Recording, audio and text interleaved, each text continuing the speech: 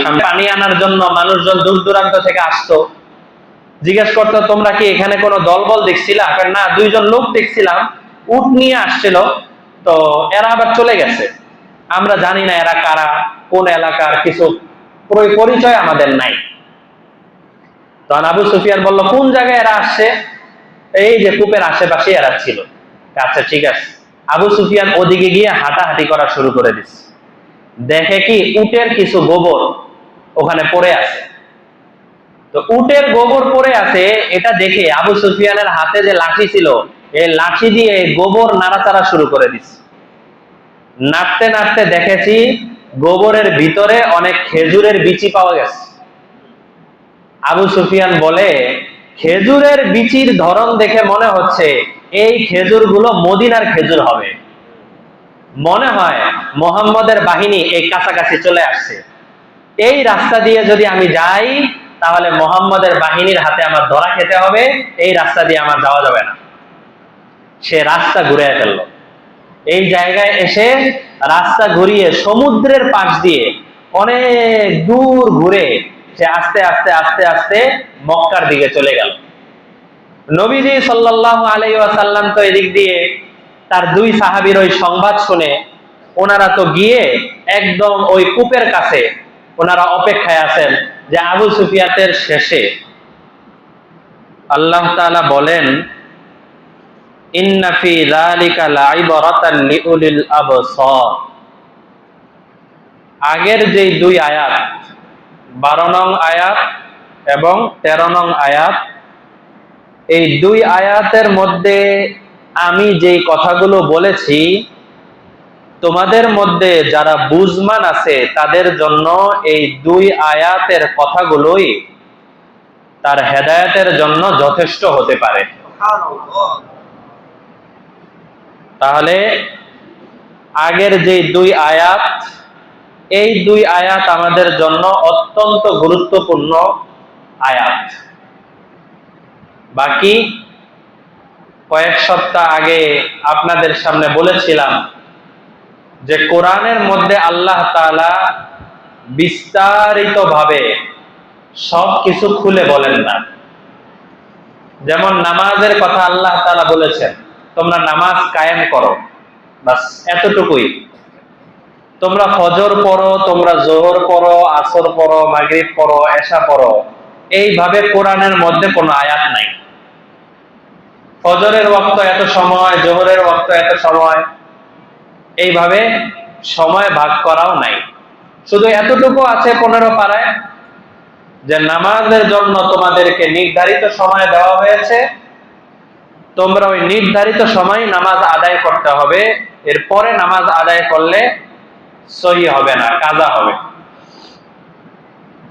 ঠিক তেমনি ভাবে এই দুই আয়াতের মধ্যেও আল্লাহ তাআলা কি বলেছেন, এটা বড় সংক্ষেপে আল্লাহ তাআলা এখানে বলেছেন, কিন্তু বিস্তারিত কথাবার্তাগুলো বুখারী, মুসলিম, তিরমিজি, আবু দাউদ, ওই সমস্ত বড় বড় হাদিসের কিতাবের মধ্যে লেখা আছে।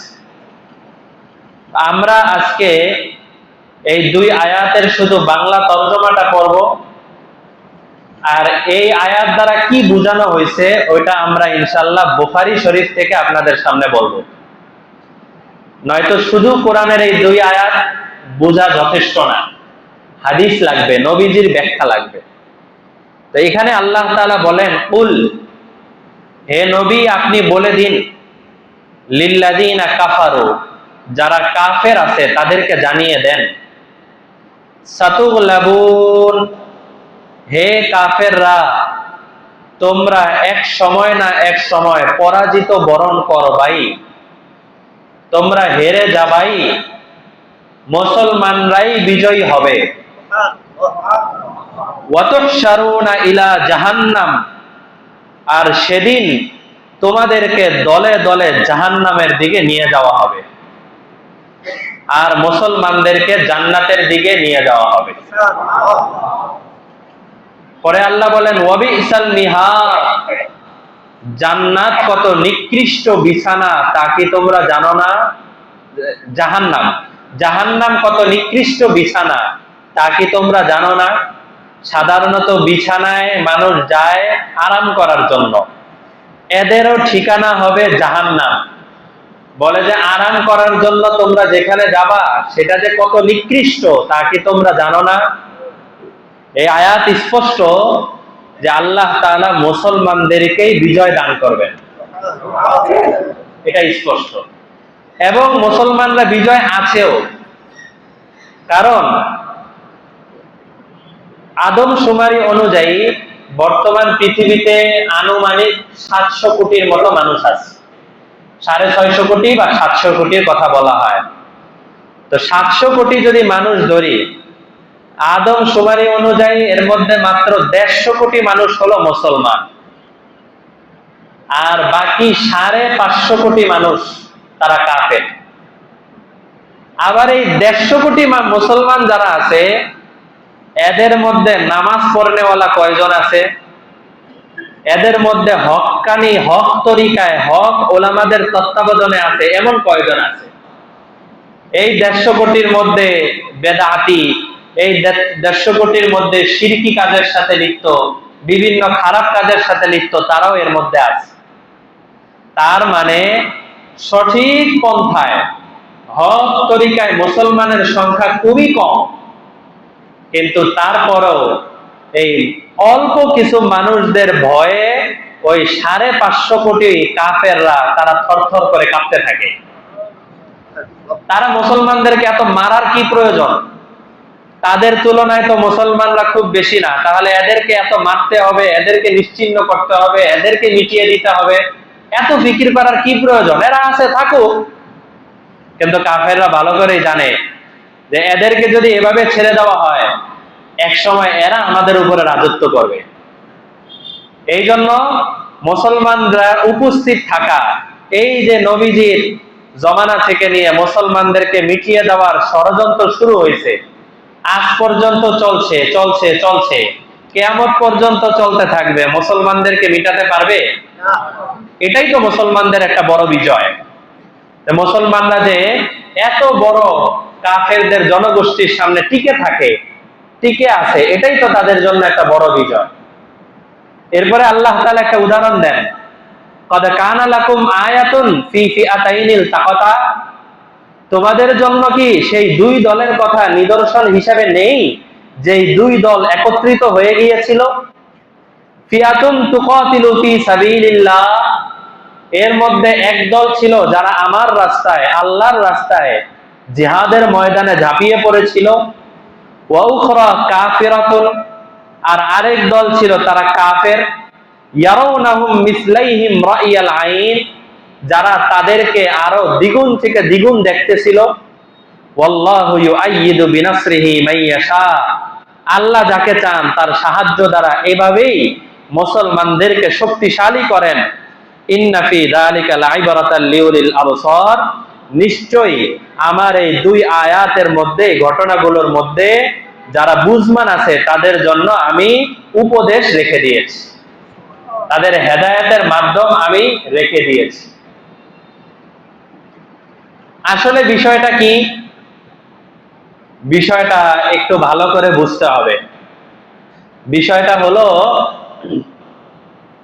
নবীজি সাল্লাল্লাহু আলাইহি ওয়াসাল্লাম যখন মক্কা শরীফ থেকে মদিনায় চলে যান, মদিনায় চলে যাওয়ার পরে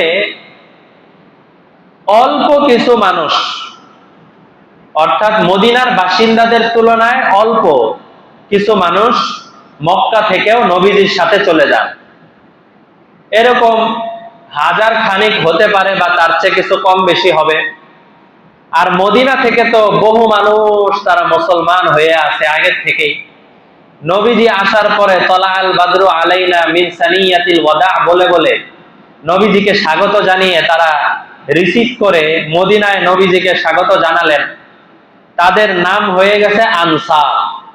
আর যারা নবীজির সাথে হিজরত করে মদিনায় গেছেন তাদের নাম হয়েছে মুহাজির। তো সবাই নবীজির সাথে একাকার হয়ে তারা থাকা শুরু করলেন।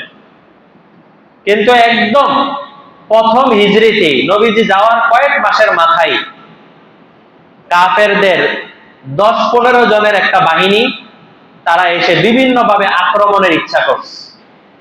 এইভাবে 1 বছরের মধ্যে প্রায় 3টা বাহিনী নবীজির উপরে আক্রমণ করছে। সরাসরি নবীজির উপরে না, সাহাবীদের উপরে, মুসলমানদের ধন সম্পদের উপরে, মদিনার উপরে, বাকি তারা ছোট ছোট বাহিনী ছিল। দ্বিতীয় হিজরি যখন শুরু হয়, দ্বিতীয় বছর, তখন নবীজি সাল্লাল্লাহু আলাইহি ওয়াসাল্লাম শুনতে পাইলেন একটা কথা, যে আবু সুফিয়ান এক কাফের, যিনি পরবর্তীতে মুসলমান হয়ে গিয়েছিলেন অনেক পরে গিয়ে।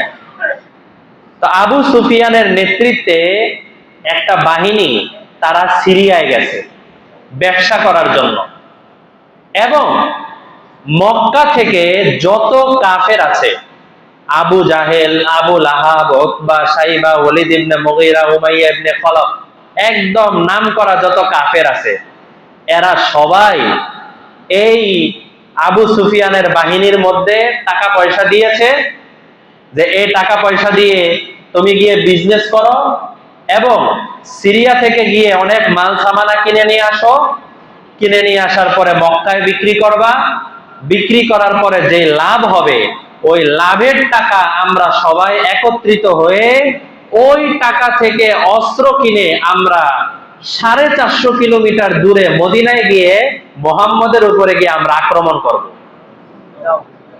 এই হলো তাদের চুক্তি। এই কথাটা আমাদের নবীজি সাল্লাল্লাহু আলাইহি ওয়াসাল্লাম জানতে পারলেন। আমরা মাঝে মধ্যে কিন্তু অনেক সময় প্রতিবেশীর শত্রুতামির কারণে, জায়গা জমির শত্রুতামির কারণে, বিভিন্ন দুশ্মনির কারণে অনেক সময় হতাশ হয়ে যায়, হায় রে আমার এত দুশ্মন। একবার চিন্তা করা উচিত, আমাদের নবীজির দুশ্মন ছিল কত মারাত্মক। 450 কিলোমিটার দূর থেকে উটে ঘোড়ায় সোয়ার হয়ে হয়ে হয়ে হয়ে এই মরুভূমির জমি পাড়ি দিয়ে নবীজিকে যাবে আক্রমণ করার জন্য। কি জন্য? নবীজির জায়গা জমি নিয়ে গেছে তাদের, নাকি বাপ বাড়ি, বাপ দাদার ভিটা বাড়ি সব ছেড়ে দিয়ে মদিনায় চলে গেছেন? সব ছেড়ে দিয়ে চলে গেছেন না? জায়গা জমি যা ছিল, পৈতৃক সম্পত্তি যা ছিল, সব তো ছেড়ে দিয়ে চলে গেছেন। এরপরেও মক্কা থেকে মদিনায় গিয়ে তারা আক্রমণ করবে, এই জন্য ব্যবসা করার জন্য হাজার হাজার টাকা পয়সা তারা আবু সুফিয়ানের কাছে দিছে। এর যা লাভ হবে সব আমার নবীর বিরুদ্ধে ব্যবহার করা হবে। নবীজি যখন এই খবরটা জানতে পারলেন, তখন নবীজি সাহাবায়ে কেরামদেরকে নিয়ে মশওয়ারা করলেন, চলো, আবু সুফিয়ানের বাহিনীতে আনুমানিক 70 জনের মতো আছে, আমাদের মধ্যে একটা বড় দল, আমরা যদি একত্রিত হই তাহলে আবু সুফিয়ানের বাহিনীকে আমরা ধরবো, ধরে তাকে ওখানে আটকাবো এবং প্রয়োজনে তার কাছ থেকে কিছু জরিমানা নিব। আর যদি সে ওয়াদা করে যে আমাদের বিরুদ্ধে এই জাতীয় কোনো ষড়যন্ত্র করবে না, তাহলে তাকে ছেড়ে দিব। কিন্তু যদি আমাদের বিরুদ্ধে ষড়যন্ত্রের কোনো ইচ্ছা করে তাহলে তাকে আমরা আটকায় রাখবো। এই হলো সাহাবায়ে কেরামের সাথে নবীজি মশওয়ারা করলেন। মশওয়ারা করার পরে জানতে পারলেন আবু সুফিয়ানের বাহিনী অনেক দূরে দিয়ে এক রাস্তা দিয়ে অতিক্রম করবে, সেই রাস্তায় যেতে হবে, গিয়ে ওখানে গিয়ে আমরা ওই বাহিনীকে আটকায় ফেলবো। তখন সাহাবায়ে কেরামের মধ্যে বদরের ঘটনা, 313 জন সাহাবায়ে কেরাম তারা সবাই হাত তুললেন যে আমরা তৈরি আছি, আমরা চাই যে ঠিক আছে আমাদের বিরুদ্ধে এত বড় ষড়যন্ত্র করা হবে, তাহলে আমরাও তাদেরকে আটকাবো, ধরবো।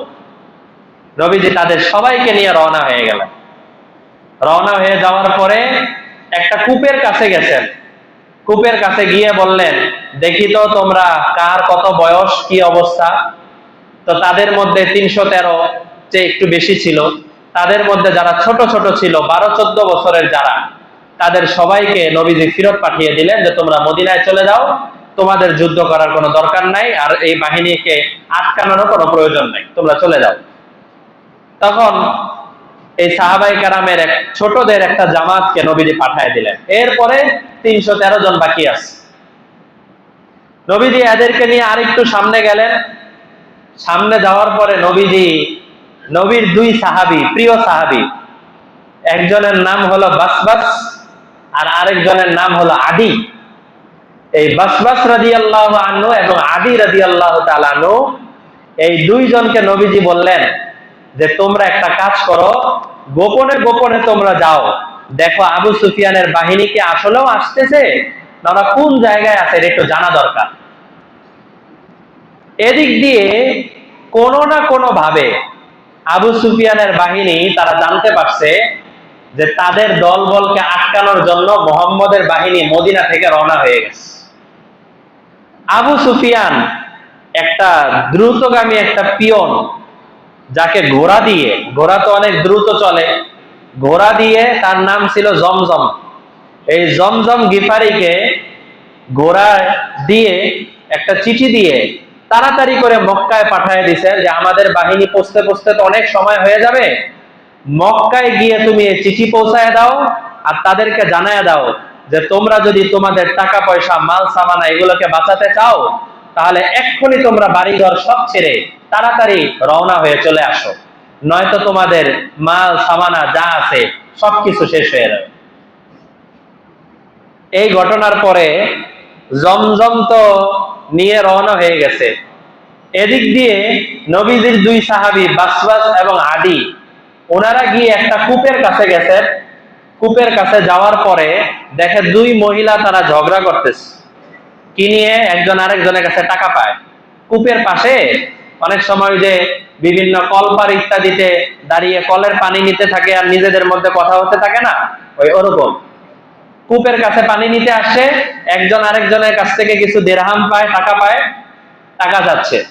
তো বলতেছে, আরেকজন জবাব দিচ্ছে যে একটু পরেই সিরিয়া থেকে আবু সুফিয়ানের একটা বাহিনী আসতেছে, ওই বাহিনী এদিক দিয়ে যাবে, সেদিক দিয়ে যাওয়ার সময় আমি তাদের কাছ থেকে টাকা নিয়ে তোমার টাকা পরিশোধ করে দিব।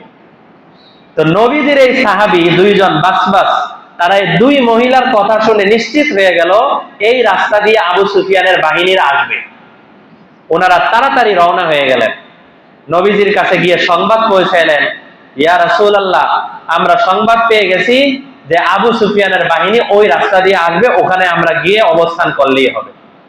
নবীজি বললেন যে ঠিক আছে, আমরা ওখানে গিয়ে অবস্থান করব। কিন্তু আবু সুফিয়ানের বাহিনী আরেক ঘটনা ঘটাইছে। তারাও এই কূপের সামনে আসছে, আসার পরে তারা কিছু লোকজন দেখতে পায়, যেহেতু কূপের কাছে পানি আনার জন্য মানুষজন দূর দূরান্ত থেকে আসতো। জিজ্ঞেস করতো, তোমরা কি এখানে কোনো দলবল দেখছিলা? না, দুইজন লোক দেখছিলাম, উট নিয়ে আসছিল, তো এরা আবার চলে গেছে, আমরা জানি না এরা কারা, কোন এলাকার, কিছু পরিচয় আমাদের নাই। তখন আবু সুফিয়ান বলল, কোন জায়গায় এরা আসছে? এই যে কূপের আশেপাশে এরা ছিল। আচ্ছা ঠিক আছে। আবু সুফিয়ান ওদিকে গিয়ে হাঁটাহাঁটি করা শুরু করে দিচ্ছে, দেখে কি উটের কিছু গোবর ওখানে পড়ে আছে। তো উটের গোবর পড়ে আছে, এটা দেখে আবু সুফিয়ানের হাতে যে লাঠি ছিল, এই লাঠি দিয়ে গোবর নাড়াচাড়া শুরু করে দিচ্ছে। নাড়তে নাড়তে দেখেছি গোবরের ভিতরে অনেক খেজুরের বিচি পাওয়া গেছে। আবু সুফিয়ান বলে, খেজুরের বিচির ধরন দেখে মনে হচ্ছে এই খেজুরগুলো মদিনার খেজুর হবে, মনে হয় মুহাম্মদের বাহিনী এই কাছাকাছি চলে আসছে, এই রাস্তা দিয়ে যদি আমি যাই তাহলে মুহাম্মদের বাহিনীর হাতে আমার ধরা খেতে হবে, এই রাস্তা দিয়ে আমার যাওয়া যাবে না। সে রাস্তা ঘুরে ফেললো। এই জায়গায় এসে রাস্তা ঘুরিয়ে সমুদ্রের পাশ দিয়ে অনেক দূর ঘুরে সে আস্তে আস্তে আস্তে আস্তে মক্কার দিকে চলে গেল। নবীজি সাল্লাল্লাহু আলাইহি ওয়াসাল্লাম তো এদিক দিয়ে তার দুই সাহাবীর ওই সংবাদ শুনে ওনারা তো গিয়ে একদম ওই কূপের কাছে ওনারা অপেক্ষায় আছেন যে আবু সুফিয়ানের বাহিনী কখন আসবে। দেখা যায় আবু সুফিয়ানের বাহিনী আর আসে না, অপেক্ষায় আছেন, আবু সুফিয়ানের বাহিনী আসে না। নবীজি আবার খবর পাঠাইলেন, দেখো তো এত তো দেরি লাগার কথা না, সমস্যাটা কি? খুঁজতে খুঁজতে গিয়ে খবর পাওয়া গেল যে আবু সুফিয়ানের বাহিনী মক্কায় চলে গেছে, আর মক্কা থেকে একটা বড় দল তারা সবাই রওনা হয়ে গেছে। মুহাম্মদের বাহিনী কেন আমাদের দলকে আক্রমণ করার চেষ্টা করলো, এই জন্য আমরা এদেরকে ধরবো, আজকে মুহাম্মদের বাহিনীকে শেষ করে দিব। এই মক্কা থেকে আবু জাহেলের নেতৃত্বে একটা বড় দল তারা রওনা হয়ে গেছে এবং কাছাকাছি চলে আসছে। এই সংবাদ আসার পরে আমাদের নবীজি এবার বললেন, এখন আমরা কি করব? এত বড় দল, আমরা তো আছি মাত্র 313 জন। এই 313 জনের সামনে আমরা তাদের সাথে কি করব আমরা তো বুঝতে পারতেছি না। তোমরা কি আমাকে একটু পরামর্শ দিবা, আমরা কি এখন কোন দিকে যেতে পারি? তখন আবু বকর রাদিয়াল্লাহু আনহু দাঁড়ায় গেছে। দাঁড়ানোর পরে বলতেছেন, ইয়া রাসূলুল্লাহ, আপনার জানা নাই, এখন পর্যন্ত আপনি হয়তো জানেন না আমরা আপনাকে কতটা ভালোবাসি, আমরা আপনাকে কতটা মহব্বত করি। আপনি আল্লাহর কাছ থেকে জিজ্ঞেস করেন, ওহীর মাধ্যমে ফয়সালা নেন, আল্লাহ তাআলা যেই বিধান দিবেন আমরা ওই বিধানের দিকে অগ্রসর হয়ে যাব। হযরত ওমরের দাঁড়ায় গেলেন, দাঁড়ায় বললেন যে আমারও একই কথা আবু বকর যেই কথা বলছেন। হযরত মিকদাদ দাঁড়ায় গেলেন, দাঁড়ায় বলতেছেন, আপনি কি আমাদেরকে মূসার উম্মতের মতো ভাবছেন? মূসার উম্মতরা তো বলছে নবী আপনি চলে যান, গিয়ে যুদ্ধ করেন, আমরা এখানে ঘুমাই। আমরা কিন্তু ওই দলের না, আমরা আপনার ডানে, আপনার বামে, আপনার সামনে পিছনে সব দিকে আমরা আপনার সাথে থাকবো, আপনি শুধু আল্লাহর কাছ থেকে ফয়সালা নেন। নবীজি এরপরও বলতেছেন কি, আরো কিছু বলার থাকলে বলো। সাহাবায়ে কেরাম সন্দেহে পড়ে গেলেন, ব্যাপারটা কি? আমরা এতজন দাঁড়িয়ে নবীজিকে সংবাদ দিচ্ছি যে আপনি আল্লাহর কাছ থেকে ফয়সালা নেন, কিন্তু নবীজি বলতেছেন আরো কিছু বলার থাকলে বলো। কারণ কি? আসলে এখানে ভিতরে একটা ব্যাপার ছিল, সেটা হলো আবু বকর, ওমর, মিকদাদ এরা সবাই মক্কায় তাদের বাড়ি ঘর ছেড়ে দিয়ে তারা মদিনায় চলে আসছে। এদের জানমাল নিয়ে, সহায় সম্পদ নিয়ে অত বেশি চিন্তা নাই। তা আমরা তো সব আল্লাহর রাস্তায় ছেড়ে দিয়ে আসছি, এখন আমরা আল্লাহর রাস্তায় শুধু জীবনটা দেওয়া বাকি আছে। কিন্তু মদিনার যারা আনসার আছে এদের মধ্যে কেউ তো দাঁড়িয়ে কিছু বলতেছে না। এদের তো বাড়িতে বিবি সন্তানাদি, জায়গা জমি কত কিছু আছে, এরা তো কেউ কিছু বলতেছেন না। কিন্তু নবীজি এই কথাটা মুখে উচ্চারণ করেন নাই। নবীজি শুধু এতটুকু বলছেন, আশিরু আলাইয়া আইয়ুহান নাস, হে মানুষরা আমাকে আরো কিছু বলো, আরো কিছু জানাও। এই ব্যাপারটা আনসারীদের এক সাহাবী বুঝে ফেলছেন, নবীজি আমাদের থেকে কিছু শুনতে চায়। তখন আনসারীদের সাহাবী যে নেতা ছিল সাদ, উনি দাঁড়ায় গেলেন, দাঁড়ায়া বললেন, ইয়া রাসূলুল্লাহ, আমরা আপনাকে জায়গা দিয়েছি, এর অর্থ এটা না যে জায়গার মহব্বত আমরা বুকের মধ্যে রেখে দিছি। মুহাজির ভাইরা তারা জায়গা ছেড়ে আসছে, আর আমরা জায়গা রেখে দিছি বলে জায়গার প্রতি ভালোবাসা আমরা রাখছি, এটা না। বরং আপনার জন্য আমরা সব বিলীন করে দিছি। এই মুহূর্তে যদি আপনি আমাদেরকে বলেন যে এই সবাই তোমরা সমুদ্রে ঝাঁপায়া পড়ো, তাহলে কেন ঝাঁপ দিতে বললেন ওই প্রশ্ন আর করব না, আমরা সাথে সাথে সবাই সমুদ্রে ঝাঁপ দিয়ে পড়ে যাব। নবীজি এই সংবাদ শোনার কারণে নবীজি খুশি হয়ে গেলেন। খুশি হয়ে যাওয়ার পরে নবীজি আরেকটু অগ্রসর হয়ে একটা কূপের নাম, যে কূপের নাম ছিল বদর, ওই বদরে যেহেতু কূপের নাম ছিল, এই পুরা অংশটাকে বদর বলে নামকরণ করা হইতো। বদরের পাশে, বদর কূপের পাশে, ওই কূপের নামে বদর নাম হয়ে গেছে। নবীজি সেই কূপের কাছে গিয়ে অবস্থান করলেন। অবস্থান করে নবীজি দেখলেন যে অনেক দূরে একটা বড় কাফেলা দেখা যায়, যেই কাফেলার মধ্যে অনেক মানুষ, তাদের মধ্যে মহিলারা পুরুষদেরকে উত্তেজনা বাড়ানোর জন্য, হে দুর্বল পুরুষ, হে কাপুরুষ, মহিলারা যদি পুরুষদেরকে এই জাতীয় কথাবার্তা বলে তাহলে পুরুষদের রাগ ওঠে না? তো মহিলাদেরকে নিয়ে আসছে ভাড়া করে শুধু এই জন্য যে তোমরা এই জাতীয় বিভিন্ন ধরনের কথাবার্তা বলবা, যাতে পুরুষরা যদি পিছনে আসতে চায় তোমাদের এই এই এই খারাপ কথাবার্তার কারণে, লজ্জার কারণে যেন এরা পিছিয়ে আসতে না পারে। তো এই বিশাল বাহিনী তারা ওই পাশে অবস্থান করছে, নবীজিরা এই পাশে অবস্থান করছেন। সাহাবায়ে কেরামের সাথে মশওয়ারা করলেন, আমরা এখন কি করতে পারি, আমরা তো বুঝতে পারছি না। আমরা যে জায়গাটার মধ্যে আছি এই জায়গাটার মধ্যে তো কাদামাটি, এই জায়গায় থাকা মুশকিল, এখন আমরা কি করব? সাহাবায়ে কেরাম মশওয়ারা দিলেন, আপনি দূরে একটা জায়গায় আলাদা একটা ছাউনি বানান, এই ছাউনির মধ্যে আপনি থাকেন আর আপনার সাথে আবু বকর থাকুক, আর এক দুইজন আমরা পাহারাদারিতে থাকি, আর নিচে আমরা দেখি কি অবস্থা হয়, কোন জায়গায় কি হালত হয়। নবীজি এই পরামর্শ মেনে নিলেন, আলাদা একটা ছাউনি বানালেন।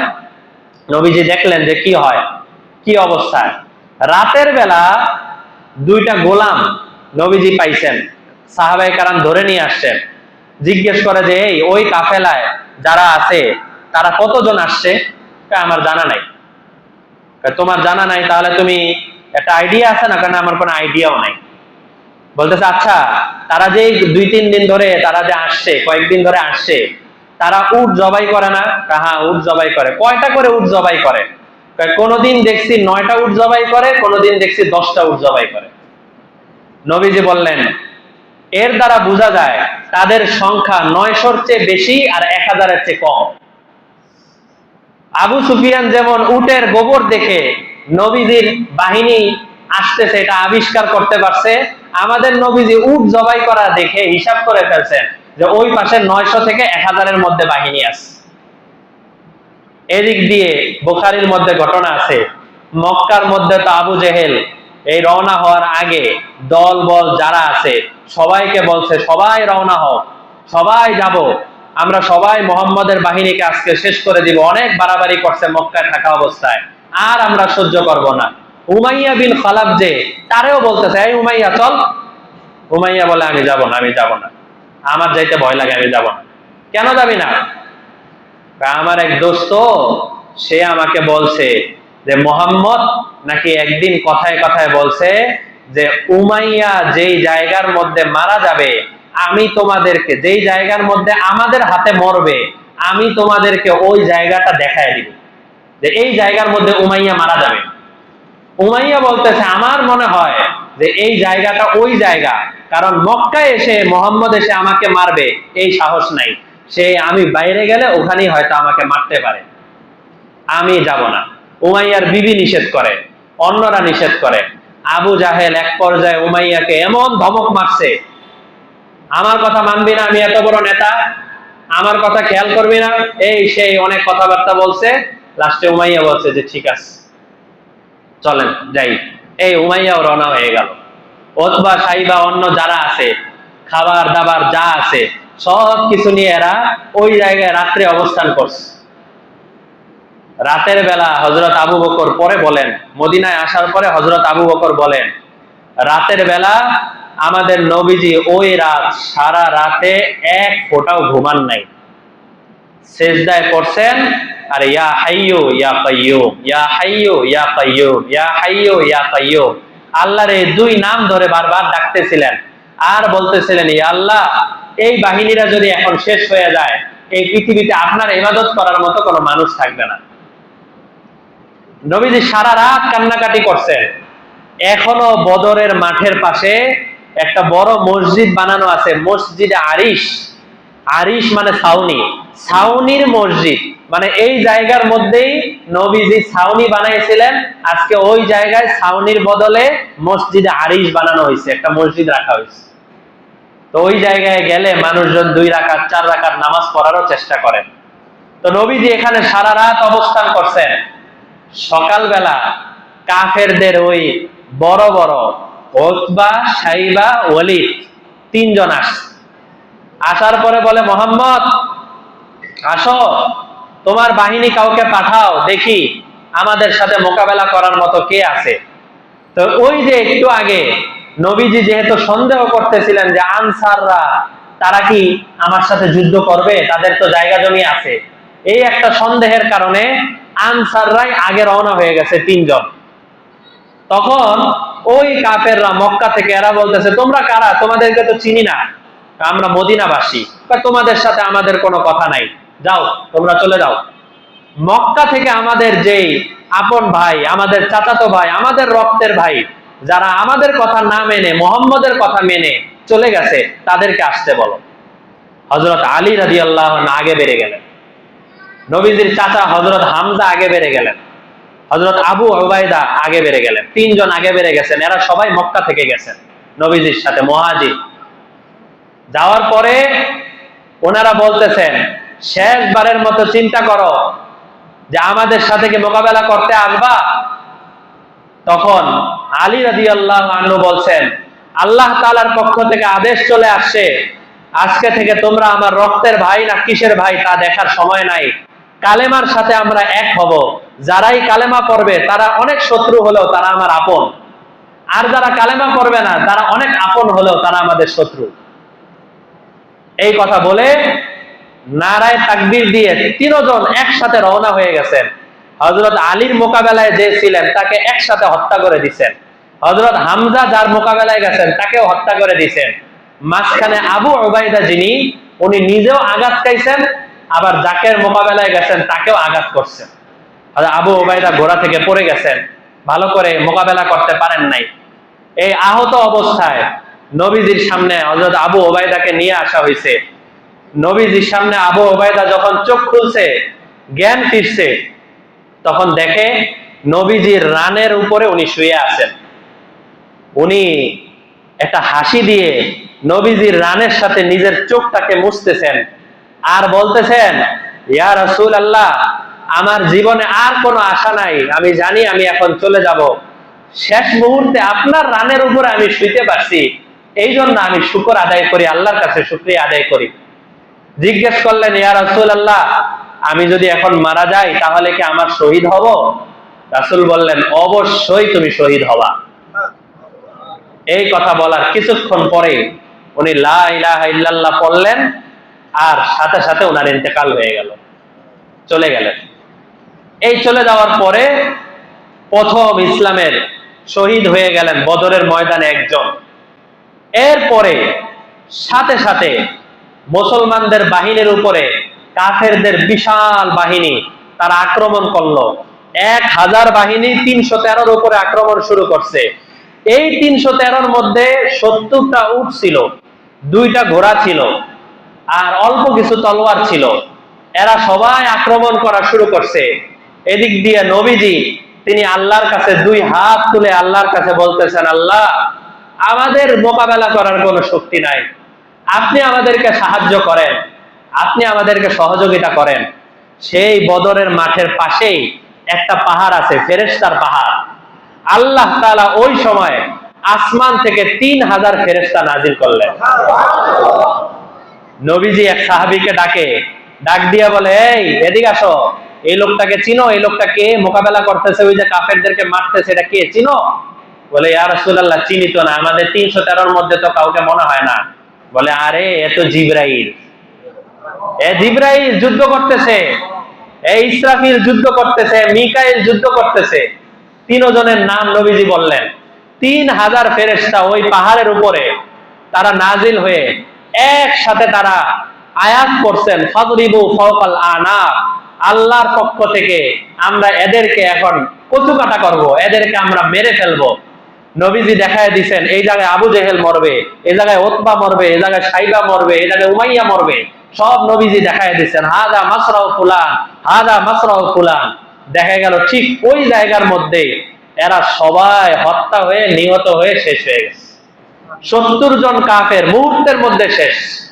70 জনকে বন্দী করা হয়েছে, আর বাকি যারা ওই মহিলা সহ যারা আছে সবাই পালায়া চলে গেছে, কেউ আর এখানে থাকতে পারে নাই।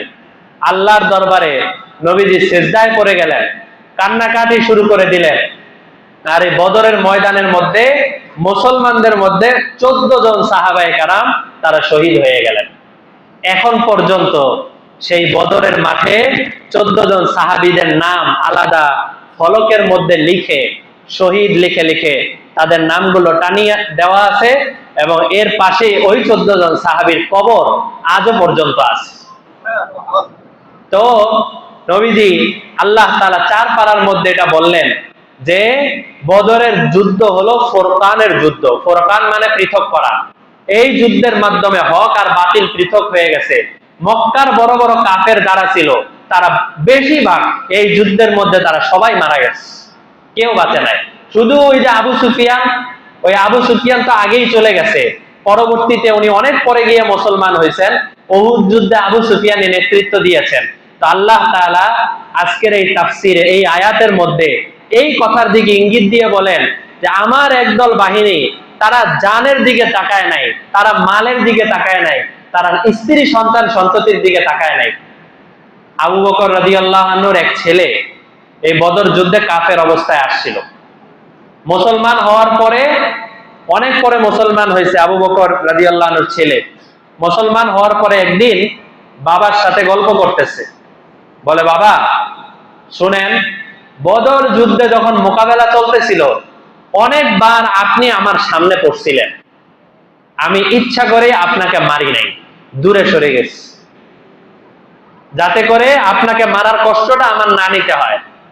হযরত আবু বকর বলেন, বাবারে ওই সময় তো তুমি আমারে মহব্বত করে মারো নাই, আল্লাহর হুকুম ছিল আমাদের উপরে তোমাদেরকে মেরে ফেলা। যদি তুমি আমার সামনে একবার পড়তা তাহলে আল্লাহর হুকুমের দিকে তাকায়া সন্তানের চেহারার দিকে আমি তাকাইতে পারতাম না, আমি তোমাকে হত্যা করে দিতাম। সাহাবায়ে কেরাম ছিলেন এরকম ঈমানওয়ালা যে আল্লাহর বিধানের সামনে, আল্লাহর হুকুমের সামনে সন্তানকে চিনে না। আমরা আজকে সন্তানের জন্য আল্লাহর নাফরমানি করি, স্ত্রী সন্তানের জন্য আল্লাহর নাফরমানি করি, বেঈমানি করি, কুফরি করি, শিরকি করি। কেন? আত্মীয় স্বজনের কথা মানতে গিয়ে। এই বদরের যুদ্ধ আমাদের জন্য শিক্ষা। এই যে আল্লাহ তাআলা এই জন্যই বললেন যে এই বদরের যুদ্ধ তোমাদের জন্য শিক্ষা, যারা তোমরা বুঝতে চাও। তো এইভাবেই যুগে যুগে আল্লাহ তাআলা মুসলমানদেরকে বিজয় করবেন এবং কাফেরদেরকে আল্লাহ তাআলা পরাজয় করবেন। নবীজির জমানায় এমন ঘটনা ঘটছে এবং সময়ে সময়ে জায়গায় জায়গায় এমন ঘটনা পৃথিবীতে চলতেছে, কিয়ামত পর্যন্ত চলতে থাকবে। এই সমস্ত ঘটনা থেকে আল্লাহ তাআলা আমাদেরকে শিক্ষা গ্রহণ করার তৌফিক দান করেন। নিজেরা আমরা আজম করি যে ভাই, সবাই আমরা আজম করি, এই দৃঢ় প্রতিজ্ঞা করি যে আমরা আল্লাহর জন্য নিজেকে কোরবান করে দিব। আমার জান, জান না, আল্লাহ তাআলার জন্য আমার জান। আমার প্রাণ আল্লাহর জন্য প্রাণ, আমার টাকা পয়সা সব আল্লাহর জন্য। সুতরাং কোন নাফরমানির ক্ষেত্রে আমার জানও ব্যয় করব না, কোন নাফরমানিতে আমার মালও ব্যয় করব না। এটা যদি হয় তাহলে আমাদের তাফসির বলা, তাফসির শোনা সার্থক। কিন্তু এটা আমরা করতে পারলাম না। কিছু জানলাম, কিছু ইতিহাস জানলাম, কিছু তথ্য জানলাম, কিন্তু এটার ভিতরের যে প্রেরণা, যে চাহিদা, এগুলো আমরা নিতে পারলাম না, তাহলে তো কিছু হলো না। কারণ বয়ান আসল না, আমল করা আসল। আল্লাহ তাআলা আমাদের সবাইকে এই কথাগুলোর উপরে পুঙ্খানুপুঙ্খানু আমল করার তৌফিক দান করেন। ওয়া আখিরু দাওয়ানা আলহামদুলিল্লাহি রাব্বিল আলামিন।